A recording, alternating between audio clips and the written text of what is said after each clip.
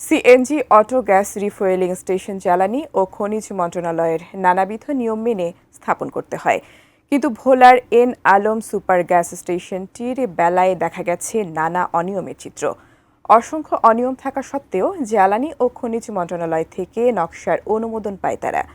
এ নিয়ে স্থানীয়দের মধ্যে সৃষ্টি হয়েছে নানা ক্ষোভ। এদিকে উচ্চ ধারণ ক্ষমতা সম্পন্ন বৈদ্যুতিক তার স্টেশনটির উপর দিয়ে যাওয়ায় ভয়াবহ দুর্ঘটনার আশঙ্কায় রয়েছে এলাকাবাসী। ভোলা থেকে মোহাম্মদ ফরিদুল ইসলামের তথ্য ছবিতে ডেস্ক রিপোর্ট। ভোলা সদর উপজেলার উত্তর দিঘলদি ইউনিয়নের কমরউদ্দিন বাজার সংলগ্ন ভোলা চরফ্যাশন মহাসড়কের পাশে নিয়ম নীতির তোয়াক্কা না করে গড়ে তোলা হয়েছে Messrs N Alam super gas station. 2023 সালে স্টেশনটি বিদ্যুৎ, জ্বালানি ও খনিজ সম্পদ মন্ত্রণালয়ের নকশার অনুমোদন পায়। তবে অবাক করা বিষয়, বিধিমালা না মানা সত্ত্বেও কিভাবে গ্যাস স্টেশনটি সংশ্লিষ্ট মন্ত্রণালয়ের নকশার অনুমোদন পায়, সেটাই জনমনে প্রশ্ন। বিদ্যুৎ, জ্বালানি ও খনিজ সম্পদ মন্ত্রণালয়ের তরলীকৃত পেট্রোলিয়াম গ্যাস রিফুয়েলিং স্টেশন ও রূপান্তর ওয়ার্কশপ স্থাপন, পরিচালন এবং রক্ষণাবেক্ষণ নীতিমালা 2016 এর 3.1 এর গতে বলা আছে, প্রস্তাবিত রিফুয়েলিং স্টেশন উচ্চ ধারণ ক্ষমতা সম্পন্ন কোনো বৈদ্যুতিক তারের নিচে স্থাপন করা যাবে না। কিন্তু সরেজমিনে গিয়ে দেখা যায় ভোলা পল্লী বিদ্যুৎ সমিতির 11,000 কেভির উচ্চ ক্ষমতার বৈদ্যুতিক লাইন স্টেশনটির ওপর দিয়ে গেছে, যা বিধিমালা লঙ্ঘন করে।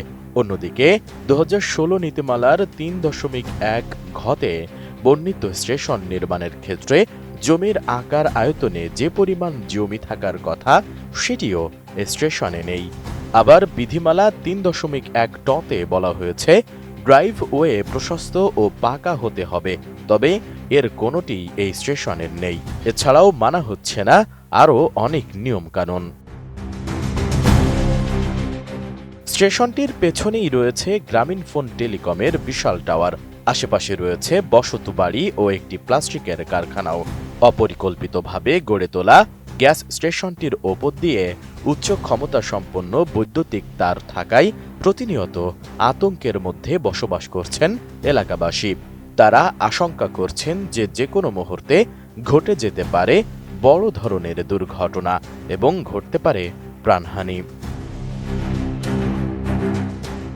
বিশ্বমানের থার্মিক্স রড, সালাম স্টিল থার্মিক্স, দেশের একমাত্র থার্মিক্স রড। এমন পরিস্থিতি থেকে পরিত্রাণ পেতে এর আগে মানববন্ধন ও সংশ্লিষ্ট দপ্তরে লিখিত অভিযোগ দেওয়া হয়, তবে মেলেনি কোনো সমাধান। পাশে আমার ফ্যামিলি বাসা, এখানে বাচ্চা কাচ্চা লইয়া রাত্রে আমি ঘুম যাইতে পারি না।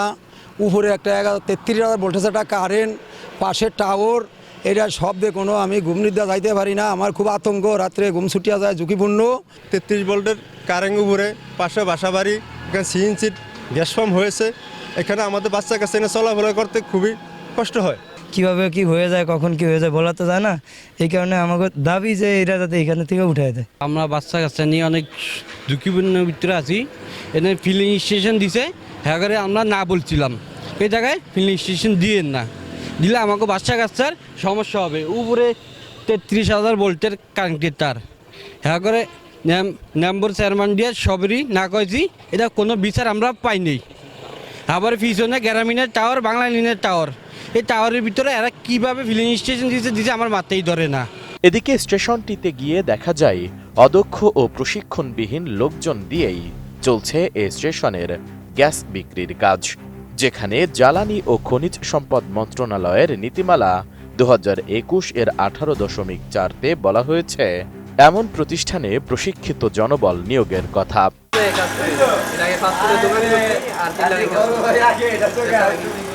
আগে পড়াশোনা করছি, এই টুকটাক কাজ করছিলাম বাড়িতে।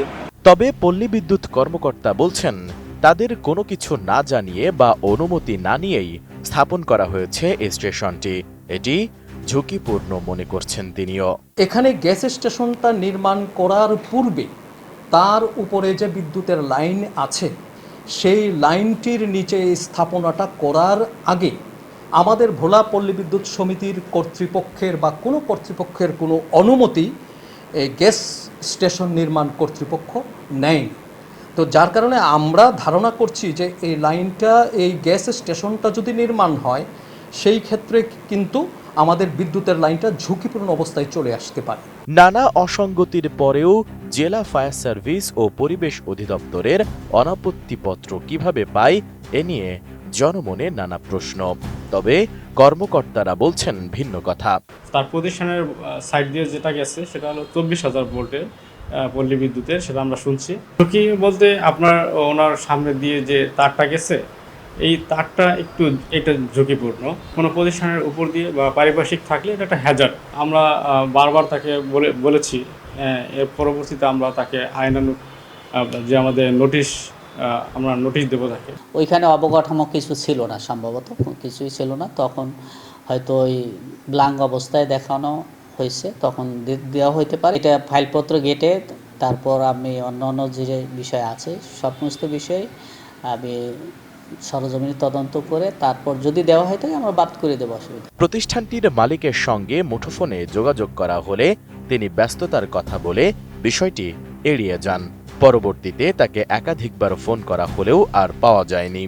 আমি একটু কথা বলি, আমি ফিরে আপনার কল দেই, আমি একটু ব্যস্ত, আমার কিন্তু না মধ্যে না ফোন করলাম না ভাই, আমি ব্যান নাম কি ভাইয়া? না আমি কন্ট্যাক্ট করবো, আমি পরে ফোন দেবো ভাই, আমি ফোন দিচ্ছি।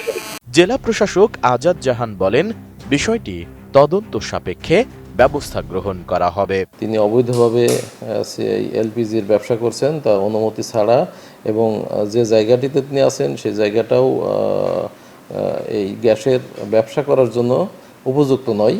এই মর্মে আমি আপনার অভিযোগ পেলাম এবং এই অভিযোগটি সম্পর্কে আমি তদন্ত করে দেখে ব্যবস্থা গ্রহণ করব। সাধারণ মানুষের নিরাপত্তার স্বার্থে দ্রুত গ্যাস স্টেশনটি সরিয়ে নিতে প্রশাসন উদ্যোগ গ্রহণ করবে, এমনটাই প্রত্যাশা স্থানীয়দের। Desk report, ATN news.